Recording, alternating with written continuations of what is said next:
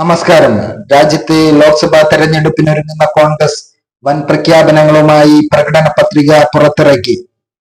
രാജ്യത്തെ ജനങ്ങളുടെ ജീവിത നിലവാരം ഉയർത്തുന്നതിനാവശ്യമായ ക്ഷേമ പദ്ധതികൾ അടങ്ങിയ ജനകീയ പ്രകടന പത്രികയാണ് കോൺഗ്രസ് കഴിഞ്ഞ ദിവസം പുറത്തിറക്കിയത്. പ്രധാനമായും 6-7 വാഗ്ദാനങ്ങളാണ് ഈ പ്രകടന പത്രികയുടെ സവിശേഷത. രാജ്യത്തെ ജനങ്ങളുടെ ജീവിത നിലവാരം ഉയർത്തുന്നതിനാവശ്യമായ പ്രധാനപ്പെട്ട ജാതി സെൻസസ് നടപ്പിലാക്കുമെന്നതാണ് കോൺഗ്രസ് പ്രകടന പത്രികയുടെ പ്രധാന സവിശേഷത.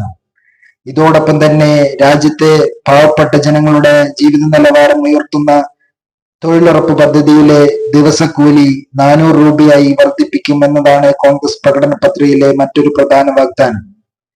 സ്വകാര്യ വിദ്യാഭ്യാസ സ്ഥാപനങ്ങളിൽ SC, ST, OBC സംവരണം ഏർപ്പെടുത്തുമെന്നതാണ് മറ്റൊരു പ്രധാന വാഗ്ദാനം. കേന്ദ്രത്തിൽ നിന്നും ലഭിക്കുന്ന പെൻഷൻ വിഹിതം 1000 രൂപയായി വർദ്ധിപ്പിക്കുമെന്നതാണ് കോൺഗ്രസ് പ്രകടന പത്രികയിലെ മറ്റൊരു വാഗ്ദാനം.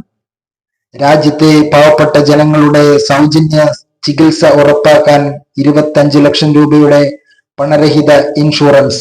കഴിഞ്ഞ രാജസ്ഥാനിലെ അശോക് ഗെഹ്ലോട്ട് സർക്കാർ നടപ്പിലാക്കിയ ഈ ജനകീയ ഇൻഷുറൻസ് പദ്ധതി രാജ്യത്തൊട്ടാകെ വ്യാപിപ്പിക്കുമെന്നതാണ് കോൺഗ്രസ് പ്രകടന പത്രികയിലെ മറ്റൊരു പ്രധാന വാഗ്ദാനം.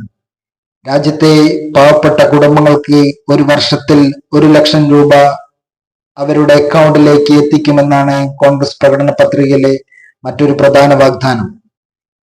പൊതുമേഖലാ സ്ഥാപനങ്ങളിലും അതുപോലെ സർക്കാർ ജോലികളിലും കരാർ തൊഴിലാളികളായി ജോലി ചെയ്യുന്ന തൊഴിലാളികളുടെ തൊഴിൽ സ്ഥിരപ്പെടുത്തുമെന്നതാണ് കോൺഗ്രസ് പ്രകടന പത്രികയിലെ മറ്റൊരു പ്രധാന വാഗ്ദാനം.